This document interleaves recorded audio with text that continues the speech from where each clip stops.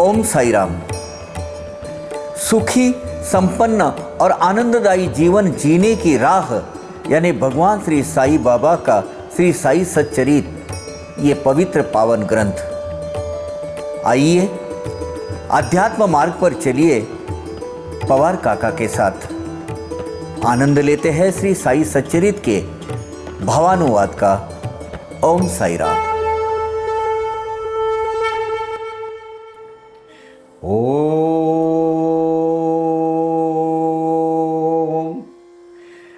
श्री साईनाथाय नमः। आज हम अध्याय 5 वो भी 49 यानी 49 वो भी से आगे अपना जो अभ्यास है शुरू कर देते हैं। रखते ही कुछ देर के अंतर फूट जाती गागर वहीं पर, अगले दिन तात्या फिर देते लाकर नई गागरे सिंचन हेतु। गागरे वहाँ पर लाख रखते ही कुछ क्षणों में फूट जाती थी। दूसरे दिन सुबह तात्या पुनः तात्या और वामन राव फिर से 2 कच्ची गागरे लाकर बाबा को देते थे। पक्की गागर टिकाऊ खरी, पर बाबा चाहते कच्ची कोरी। भट्टी का श्रम कुमार न करी, पहले ही बिक जाती गागर। नई कोरी गागर रहती थी, न वापरी हुई। अभी पका हुआ जो घड़ा है, कुमार जो अपने वो उसको आवा बोलते हैं, वो जो भट्टी में डाल के उसको पक्का करता है तो वो टिकाऊ होता है। लेकिन बाबा को पका हुआ घड़ा ही पका पसंद नहीं आता था, वो कच्चा और कोरा घड़ा ही लेकर आते थे, उनके वो आवश्यकता रहती थी। कुमार को भट्टी में पकाने का श्रम भी नहीं करना पड़ता था। उसके पहले ही उसकी वो गगरिया जो है उसकी गागर की बिक्री हो जाती थी, रोज 2। अभी यहां थोड़ा सा प्रश्न पड़ना चाहिए अध्यात्म मार्ग पर, ये बाबा को कच्चे घड़े क्यों पसंद आते थे? कच्चे घड़े क्यों पसंद आते थे बाबा को?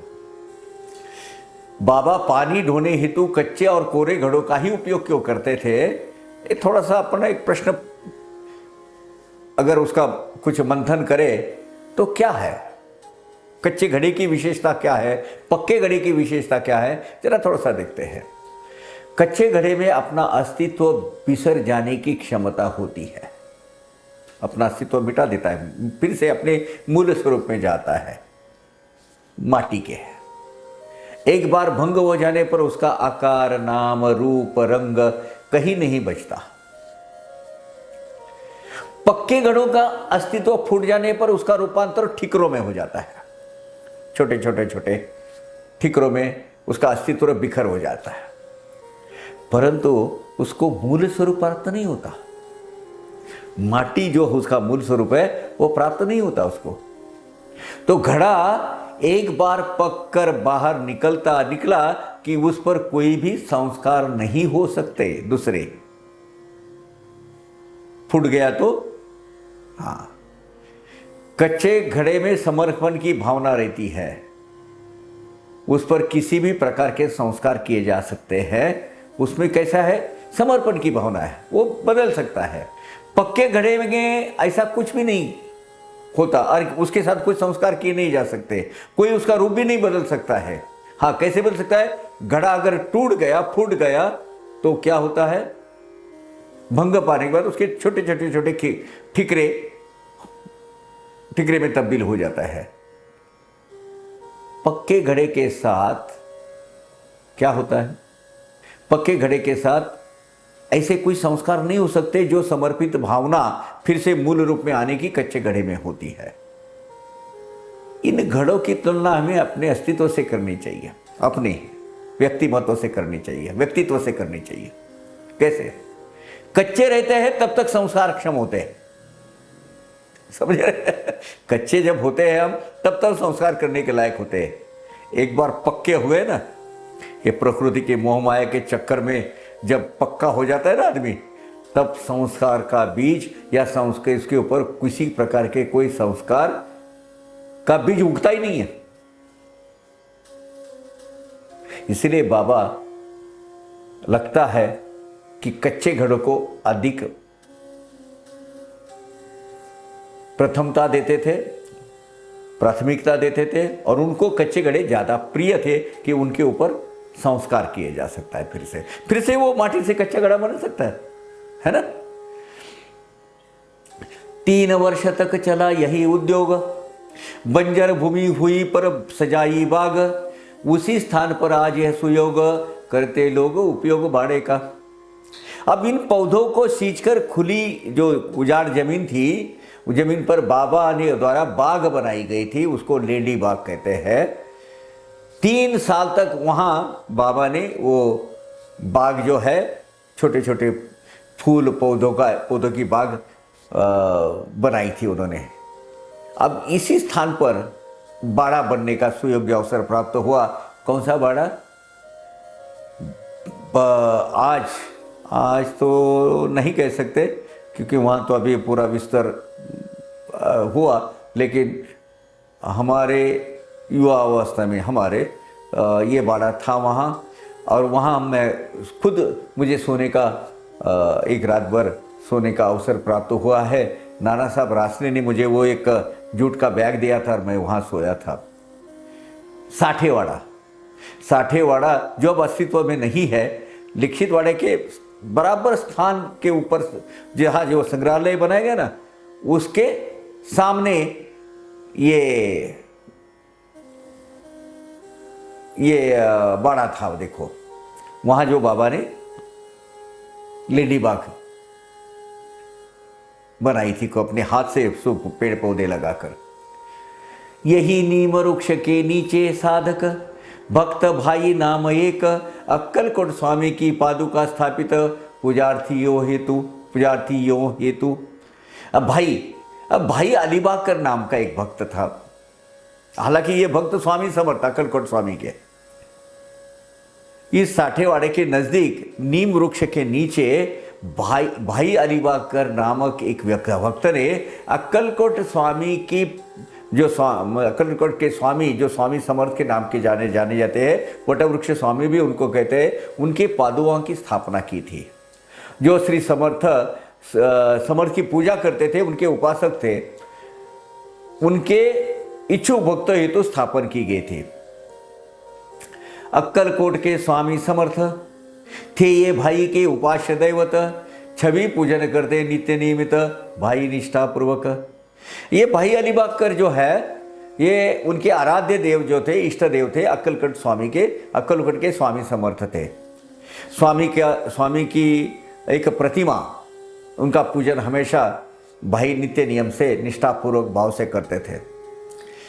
इच्छा हुई अक्कलकोट जाए। अब देखिए अक्कलकोट स्वामी समर्थ महाराज और साईं बाबा के क्या ऋणानुबंध है वो यहाँ सुनिएगा। इच्छा हुई अक्कलकोट जाए, पादुका के दर्शन पाए, पूजा उपचार समर्पित कराए, मनोभाव पूर्ण पादुका को। पूजा करने की विधियां जो है, पूजा उपचार, उसको षोडश उपचार भी बोलते हैं, वो करने की इच्छा हुई थी उनको। उन्हें वहाँ जाके अक्कलकोट स्वामी महाराज जहाँ है अक्कलकोट गांव, वहाँ जाकर स्वामी समर्थ के महाराज की पादुकाओं का दर्शन करें और उनकी विधिवत पूजा समर्पित करना है। ऐसे भाई के मन में इच्छा प्रकट हुई। ये बम्बई के रहने वाले थे एक्चुअली। मुंबई से करने को प्रस्थान, कर ली तैयारी पूर्ण, निश्चय किया जाने का अगले दिन, पर जाना पड़ा शिरडी। अब हुई बड़ी रोचक मधुर कथा ये। अभी भाई अक्कलकोट जाने के लिए बंबई से निकलने की सारी तैयारी कर ली थी उन्होंने। दूसरे दिन वो निकलने वाले भी थे, परंतु उनका ये निश्चय उनको बदलना पड़ा और अक्कलकोट गांव जाने के बजाय शिरडी जाने के लिए उन्होंने प्रस्थान किया। वो कैसे हुआ देखिए जरा। प्रस्थान से पहले दिन आया एक स्वप्न, स्वामी समर्थ का अज्ञापन, शिरडी में ही फिलहाल मेरा स्थान, तुम प्रस्थान करो। दूसरे दिन उन्हें अक्कलकोट जाने के लिए निकलना था, तभी रात को सपने में दृष्टांत देकर स्वामी समर्थ महाराज ने भाई को आज्ञा दी कि अब मेरा स्थान शिरडी में है, तू वहीं जा, अर्थात तू शिरडी में ही जा।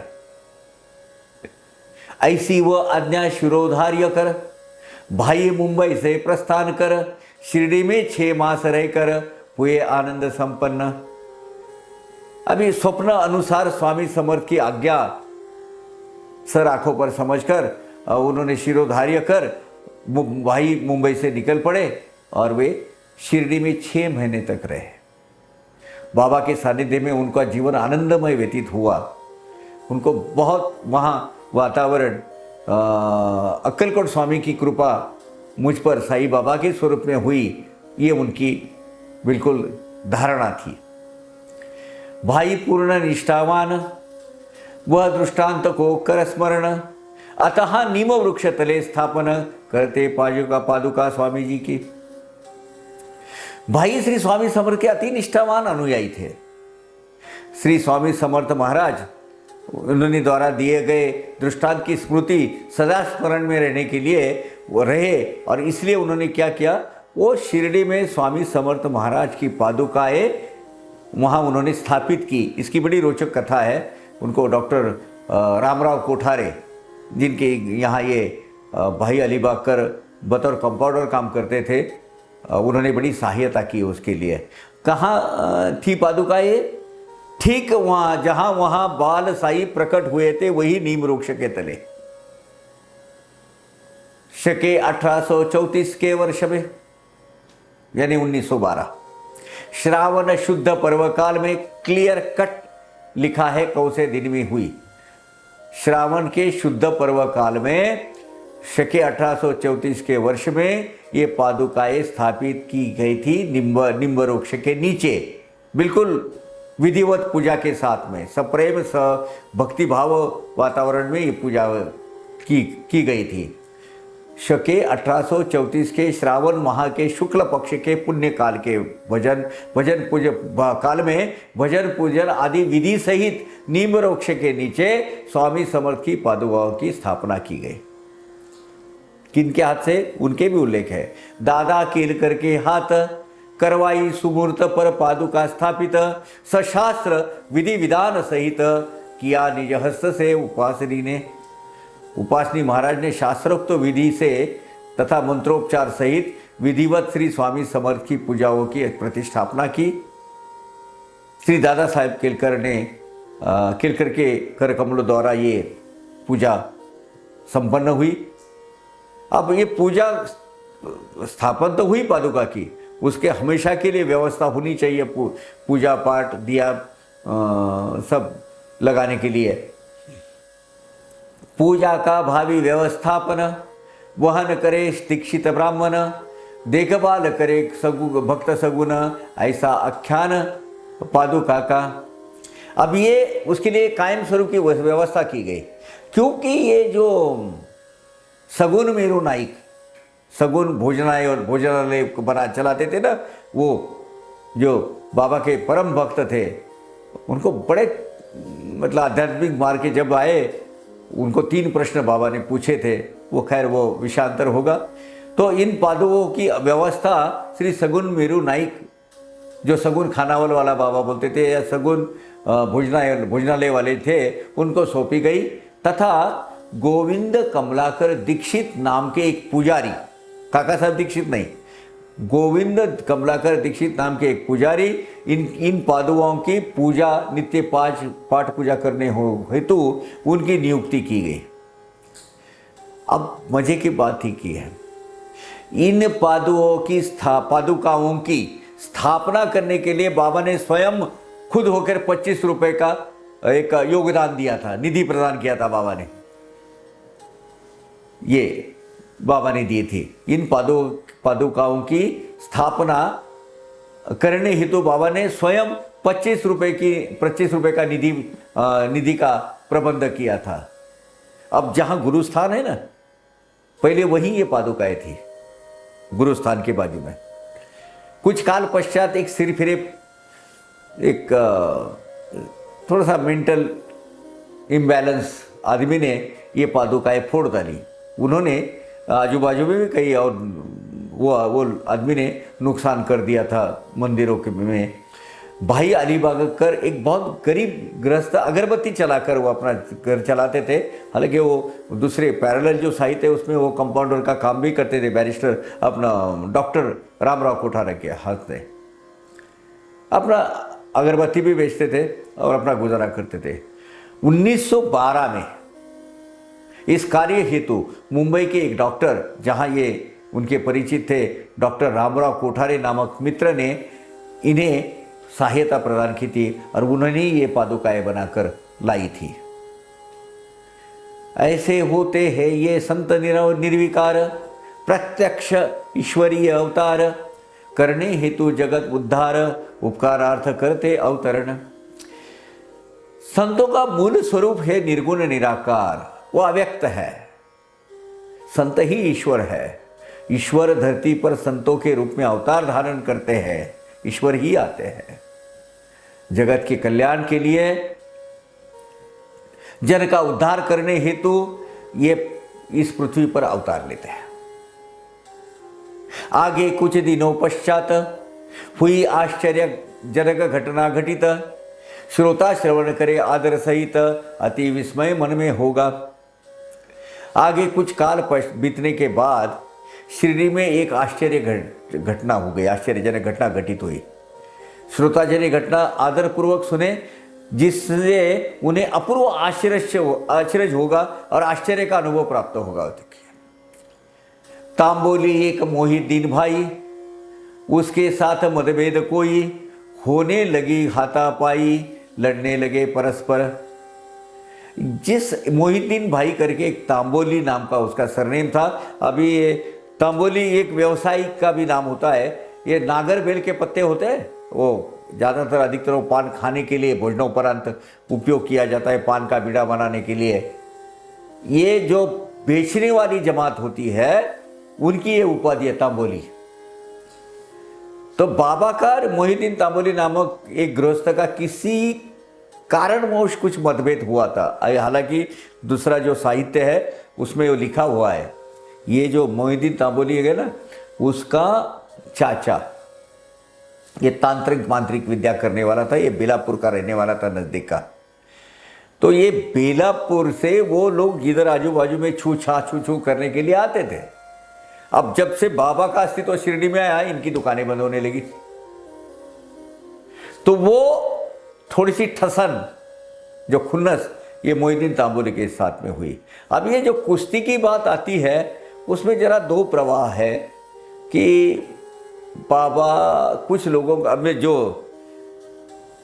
इतिहास के जो अभ्यासक है, मेरा भी यही कहना है, सही बोलता हूँ, बाबा की ऐसी कोई कुश्ती हुई ही नहीं थी मोहिद्दीन तांबोली के साथ में। ये जो तंत्र मंत्र विद्या करने वालों के साथ में बाबा का विरोध था उनको, इसलिए कुछ आनाकानी तो मैं हो गई होगी। कुछ कारणवश मतभेद हुआ, उसमें कुछ तकरार होकर कुछ कहासुनी हो गई और दोनों में कुश्ती हुई, ऐसा लिखा है। कुश्ती का उल्लेख साई सच्चरित्र के अलावा दूसरा कोई भी पैरेलल जो साहित्य है उसमें उल्लेख नहीं आता है। पहलवान दोनों कुशल, होनहार के आगे चले न बल, हुआ मोहिद्दीन प्रबल, हदबल बाबा पराजित हुए। यद्यपि दोनों पहलवान कुश्ती लड़ने में कुशल थे, तथापि दोनों की होनी के आगे किसी का भी वश नहीं चलता। इस कुश्ती में मोहिद्दीन बलवान साबित हुआ और बाबा पराजित हो गए, कुश्ती हार गए। उसी क्षण निश्चय किया, पोशाक सारा बदल दिया, पहनी कफनी लंगोट बांध लिया। कफनी पहनी कफनी लंगोट बांध दिया, लपेट लिया कपड़ा सिर पर। अब इस घटना के पश्चात बाबा ने अपना पहनावा पूरा बदल दिया, लंगोट तथा कफनी पहनने लगे, सिर पर सफेद वस्त्र को बांधने लगे। इससे पहले बाबा शरीर पर कमीज तथा धोती पहनते थे, इसके पहले, लेकिन वो शुरू हो गया उनका। आसन बोरे का बनाया, टाट का ही बिछौना की बिछाया, फटा पुराना परिधान किया, माना समाधान उसी में। ये बारदाना जो होता है ना, बोरा, वो बोरा पटसन के धागों से बुना गया तथा ये जो पश्चिम बंगाल में ज़्यादा इसका उत्पादन होता है, तो वो जो पटसन के धागों से बुनाया गया तथा सिया गया अनाज आदि भरने के लिए जो बड़े बड़े बोरे रहते ना थैला, ये बोरे का ही आसन बनाकर बाबा बैठने लगे। ओढ़ना बिछना भी वही टाट का आसन बन गया। शरीर पर फटे पुराने कपड़े पहनकर उसी में बाबा संतुष्ट रहने लगे। गरीबी इसमें थे तो बाबा फकीर ही, तो उसमें उन्होंने ये पहराव ले लिया और बाबा तब से अब तक, मैं कहूँगा तब से अब तक वही उनका पहराव रहा और इसी पहराव में यही पोशाक में हम उन्हें आज जानते हैं। अध्याय 5 की है, वो भी 67 ख़त्म हो गई है। अगली वो भी बहुत बढ़िया है। ये हम आपको बाबा की अमृतवाणी जो है उसमें भी हम ये दिखाने वाले हैं। ये वो भी बहुत अहम माने रखती है। वो भी नंबर 68। यहाँ से अगला अध्याय, अगला एपिसोड, अगली श्रृंखला हम चालू करेंगे। तब तक के लिए आज्ञा दीजिए। ओम साई राम। अवघा रंग एक झाला, अवघा रंग एक झाला, रंगी रंगला श्रीरंग, रंगला श्रीरंग, रंगला श्रीरंग। अवघा रंग एक झाला, अवघा रंग एक झाला।